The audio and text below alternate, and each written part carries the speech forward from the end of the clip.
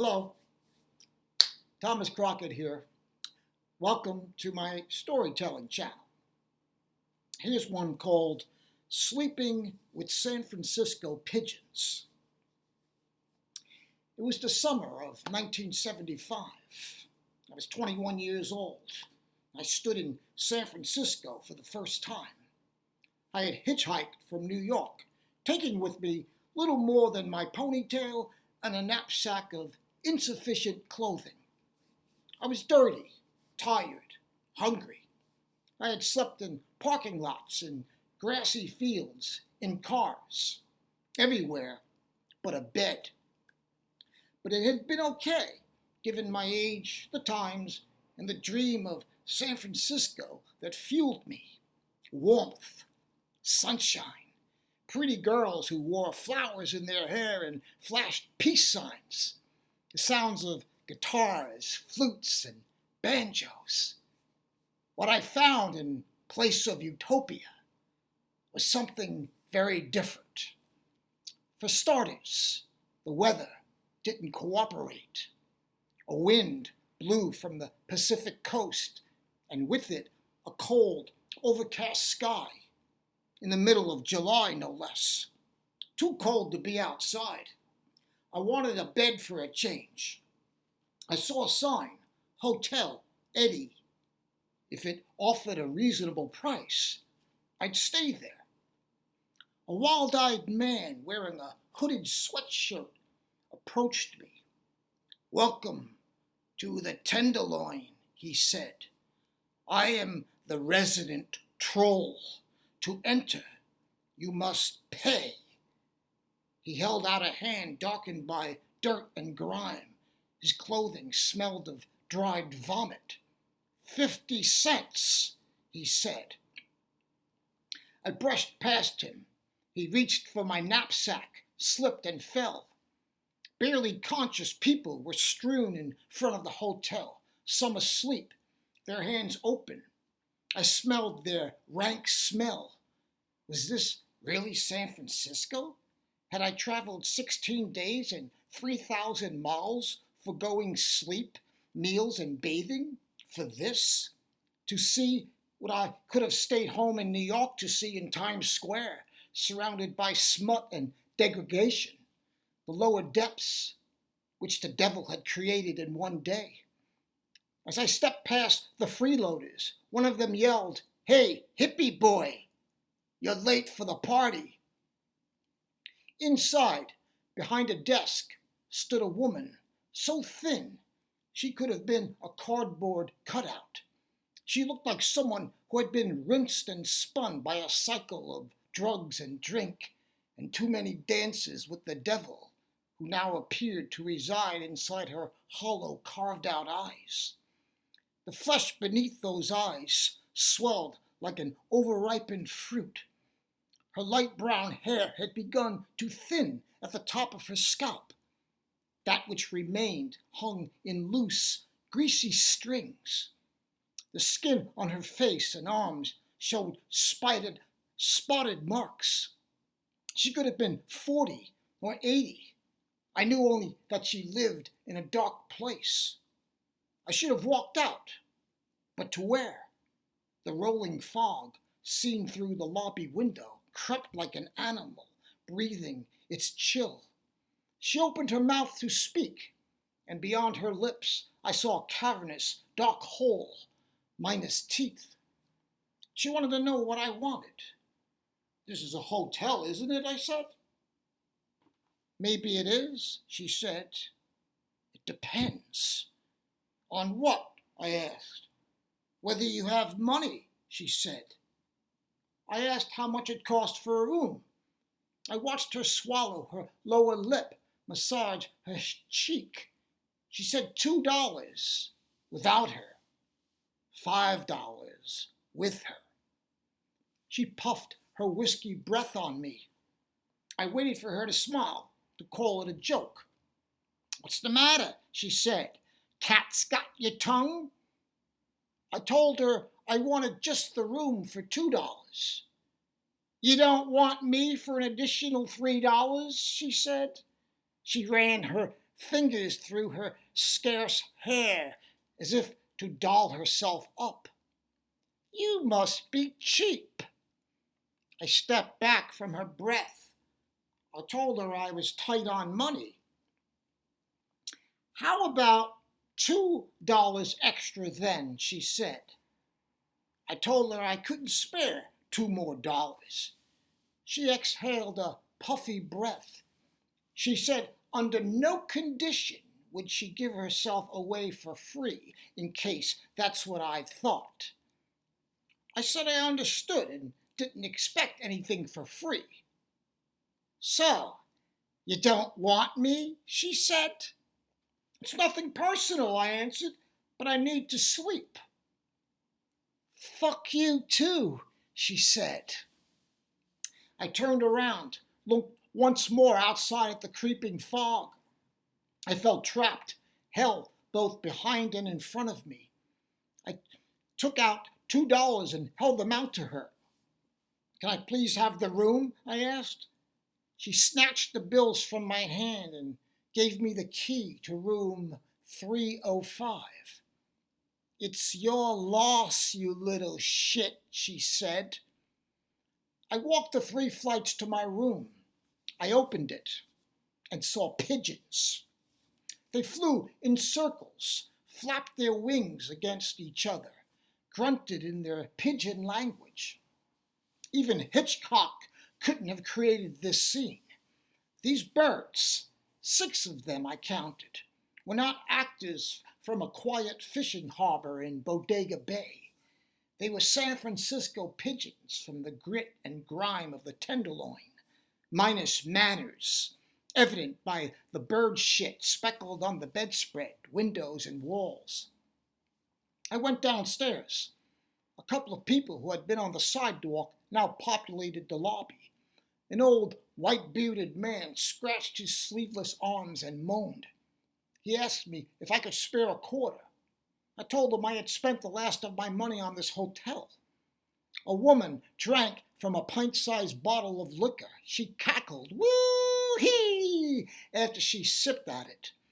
The woman behind the reception desk yelled, told them to get their sorry behinds back in the street where they belonged. The hotel was a respectable establishment, not a whorehouse for every Tom, Dick, and junkie. The man and woman scurried outside. The reception desk clerk looked at me and said she and I had nothing further to discuss. I told her there were pigeons in my room.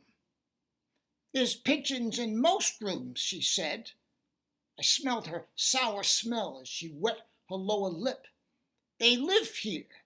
If you don't bother them, they won't bother you." "Are you serious? What do you want for $2? A room without pigeons." "If you had chosen to take me for $5, she said, "you would have had a room without pigeons. Now it's too late. The deal I gave you, and it was a real deal, honey, is off. You're stuck with the pigeons." "How do I get them out of my room?" "You don't." "How am I supposed to sleep with pigeons flying around?" "Not very well, I imagine." "What kind of hotel is this?" "It's the best hotel in the area," she said. "If you don't believe me, try your luck elsewhere. Now, if you don't mind, I have work to do." She walked away through a door behind her desk. I went back to my room. I opened the door. The pigeons greeted me. They flew and banged against each other, grunted through their ugly beaks. The fog rolled in through the open windows. I would have had to shut the windows if I didn't want to freeze. First, I had to get rid of the birds. I decided one of them must be the leader. If I could coax him to leave, the rest would follow. How could I determine the leader when they looked identical, each with beady orange eyes, straight thin bills, gray-blue heads, gray backs, black bars on their wings, 6 plump, ugly birds, freeloading shitters, no sense of cleanliness, no respect for paying customers. "Get out!" I yelled. I lifted the pillow from the bed and threw it at a couple of birds that had landed on the dresser. My projectile unleashed a chorus of grunts, a frenzied flap of wings. "Get out!" I shouted again. "It's my room." I heard a knock on my door, then the reception clerk's voice. "You need to keep your voice down," she said. "This is a respectable establishment." I opened the door. Respectable? She hurried down the stairs, fleeing like a specter. I fought the urge to chase after her, to tell her I wanted a different room, one without pigeons, to tell her, what, that I had reconsidered her deal and was ready to accept it if she made the re-offer? No, I told myself. I walked back in my room and shut the door. How could I even consider such a thought? What was wrong with me? Never in a million years would I give someone like her $5 in exchange for her body and a room without pigeons. I had to remove the thought. I preferred to sleep with pigeons. At least I wouldn't fall into the lower depths, which I would if I visited her. It would be the beginning of my end. I would dance with the devil, invite him to take my soul. I shut the windows. I watched the birds turn their beady eyes. I noticed one in particular on top of the closet. He fluttered. The others fluttered. He grunted. The others grunted. I had discovered the leader. I threw the pillow at him. He flew into the window, banged his wings and beak against it. An awful shriek escaped his thin bill. The other birds met their leader at the window. They mimicked his desperation. "So, now you want to go out," I said. "You don't like being trapped. No bird does. That's what you get for fucking with me. I'm not a dumb shit bird like you. I'm a man. I have a brain."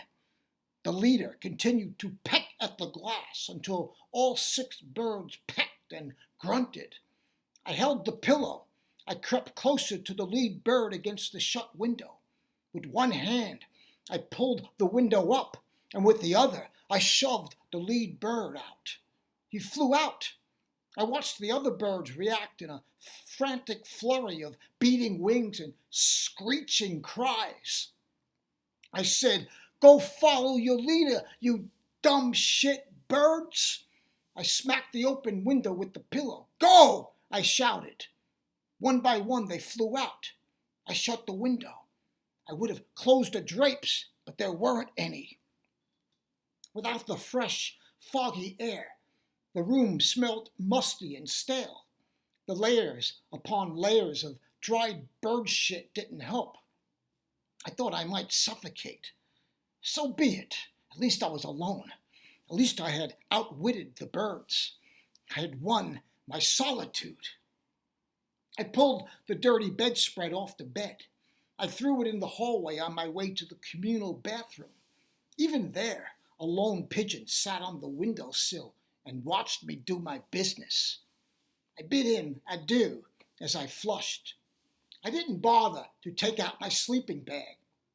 I lay fully clothed on the bedsheet, prepared to run if necessary, given that the hotel produced a mix of screeches, laughs, and moans, as if haunted. I even heard a scream or two. Outside was just as bad. Police sirens, fire trucks, car horns, shouts from near and far, glass shattering. I managed to doze off, though not for long. The pigeons came back. They beat their wings against the outside of the windows. They grunted in their stupid language. I translated their sounds. "Let us in, you fucker! We live here!" "Not tonight, you don't," I said. "I won, fair and square, except that you lost." I shut my eyes, placed the pillow over my ears, and heard them leave. I felt good about myself, good enough that I managed a few more hours of sleep. The morning fog appeared, and with it the sound of pigeons, real, and imagined. I dressed, strapped my knapsack to my back, and walked downstairs. "How was your sleep with the pigeons?" the woman behind the desk asked me. I told her I slept like a baby. I stepped outside into the fog. I saw no pretty girls, heard no guitars, saw only dirt and grime on the sidewalks, squalor on the faces of those who lay on them. I recognized my San Francisco dream for what it was, a myth that had sucker punched me. Yes, the party had ended. The truth punctuated when I felt a splatter hit me. Leave it to the damn pigeons to get the last laugh.